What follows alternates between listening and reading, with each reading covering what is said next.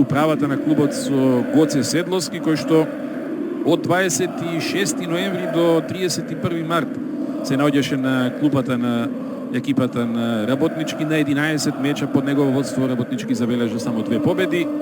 Од друга страна Горазд Михајлов, дуел со противнички фудбалер и ќе мора за жал да биде изнесен надвор од теренот. И многу рано евентуално Горан Станич да бара поинакво решение кога станува збор за нападот од тимот на Работнички.